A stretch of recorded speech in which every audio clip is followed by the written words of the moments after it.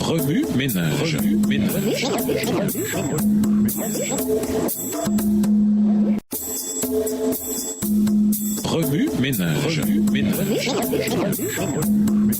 Bienvenue dans votre émission. Remue ménage. Nous voilà à la leçon de lundi, interprétée, totalement dépendant de Dieu. Le principe du sabbat, reconnaître le Créateur et dépendre de lui, existait avant même que le jour du sabbat soit introduit en Éden. Hélène White écrit: les principes de la loi n'ont pas été changés à la suite de la transgression d'Adam. Ils furent seulement formulés de manière à répondre aux besoins de l'homme déchu. Texte tiré du livre Message choisi au volume 1 au chapitre 30 à la page 270. Les lois permettent aux esprits finis de comprendre et d'observer les principes. Les limitations de vitesse sont des lois. Le respect désintéressé du bien-être d'autrui en est le principe. La réalité, c'est que sans Dieu, rien n'existerait. Il existait avant toute chose, et c'est par lui qu'elles sont toutes maintenues à leur place. Colossiens 1, verset 17. Dieu se présente singulièrement en tant que cause non causée de tout ce qui existe. Qu'on le reconnaisse ou non, tout dépend de lui pour son existence. Du brin d'herbe au lion majestueux, en passant, oui, même par l'incroyant. Tous dépendent de Dieu pour vivre, car il fait lever son soleil aussi bien sur les méchants que sur les bons. Il fait pleuvoir sur ceux qui lui sont fidèles comme sur ceux qui ne le sont pas. Matthieu 5, verset 45. Sans Dieu, il n'y a pas de vie. Point final. Perché sur les branches de l'arbre défendu, le serpent insinua qu'il était possible de vivre une vie en dehors de la volonté de Dieu.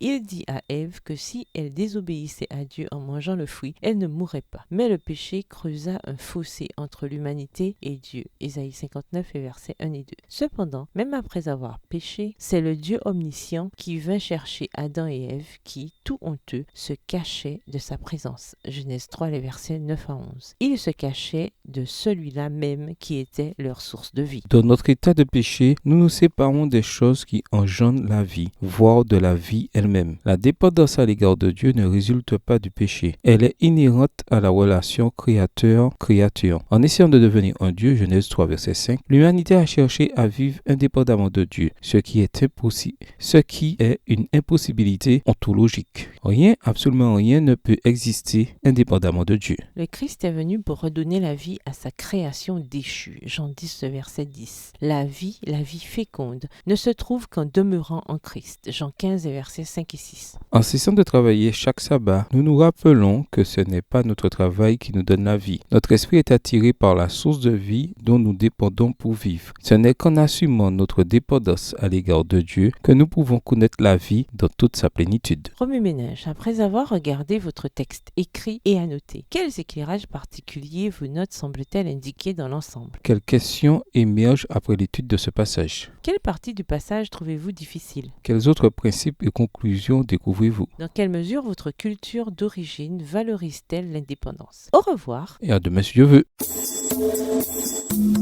Remue ménage. Remue ménage.